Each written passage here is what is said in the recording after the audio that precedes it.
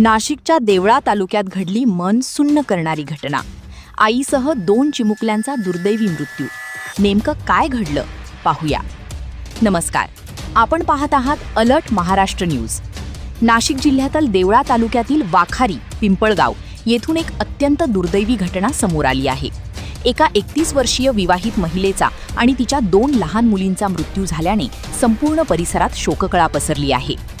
मिळालेल्या प्राथमिक माहितीनुसार ही घटना बुधवारी सायंकाळच्या सुमारास घडली.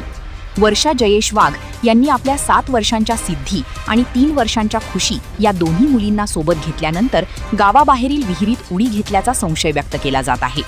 घटनेची माहिती मिळताच ग्रामस्थ आणि पोलीस घटनास्थळी दाखल झाले.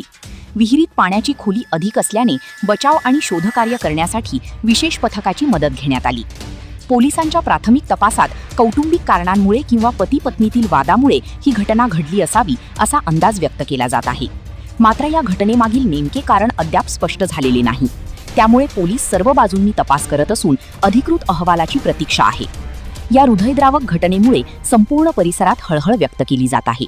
अशा घटनांमधून संवाद, समजूतदारपणा आणि वेळेवर मदत मिळण्याचे महत्त्व पुन्हा अधोरेखित होते. या प्रकरणाबाबत अधिकृत माहिती समोर येताच आम्ही तुम्हाला पुढील अपडेट देऊ. अशाच विश्वासार्ह बातम्यांसाठी अलर्ट महाराष्ट्र न्यूजला सबस्क्राईब करा. धन्यवाद.